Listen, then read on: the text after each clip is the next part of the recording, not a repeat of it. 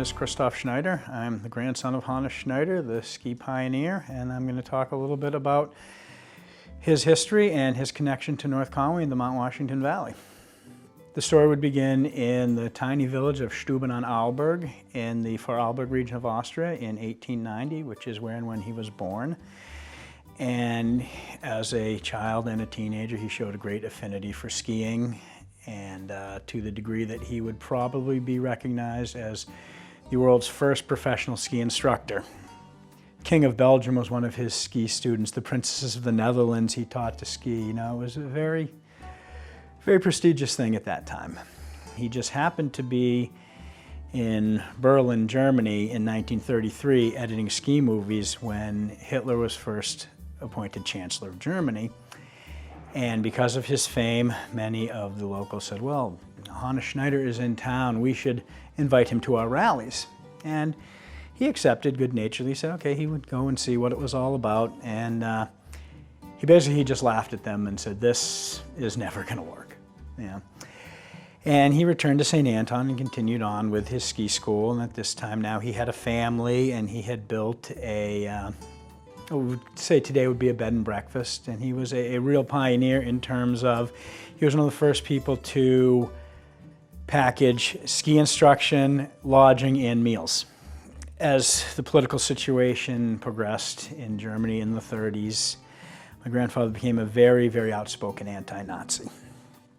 And that kind of worked against him, because when the Germans annexed Austria in 1938, he was arrested.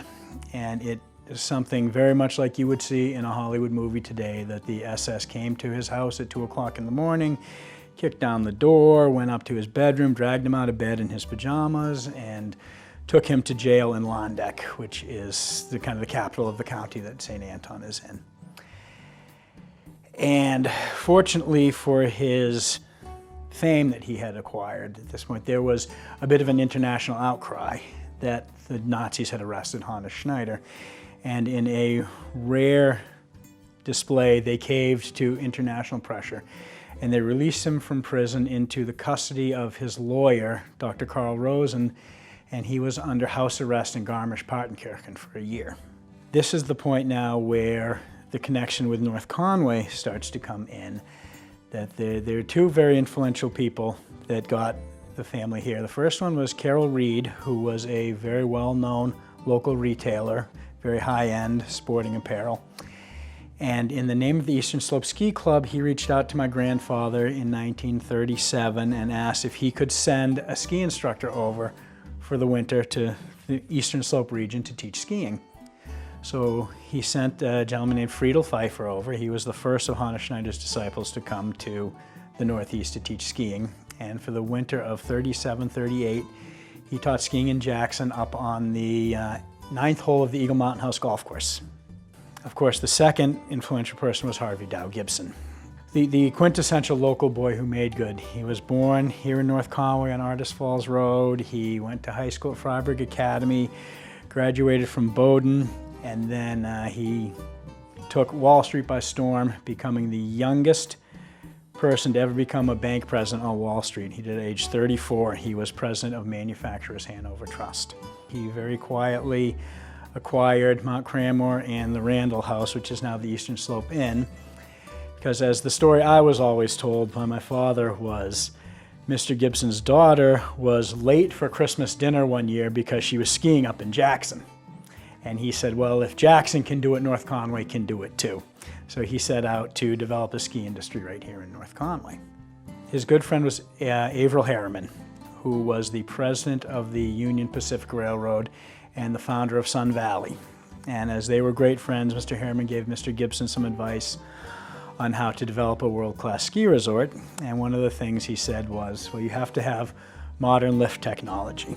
And the other thing Mr. Harriman told him, if he wanted to grow his business, he was going to have to teach people how to ski. And so he set his sights on the best ski instructor in the world, which at that time happened to be Hannes Schneider. Problem, of course, unfortunately, was he was being detained by the Germans. Harvey Gibson, in addition to being the president of Manufacturer Hanover's Trust, was also the chairman for the short-term investors of Germany. So he had the financial and the political clout to start the wheels moving to get our family released from Germany. And he had his first meeting with some high-ranking Nazi officials, and he said, okay, I can put a freeze on your money unless you get Hannes Schneider released from prison. And they said to him, well, who is Hannes Schneider? Mr. Gibson said, you go back and you talk to the highest-ranking party official you know, and you find out who Hannes Schneider is. But to this day, the details are not known. We do not know what it cost Mr. Gibson to get our family out of occupied Germany, and we are very grateful for whatever the sacrifice was that he had to make to do that. So they went to Landeck, they picked up their travel papers, they went back to St. Anton, and all the luggage was already prepared.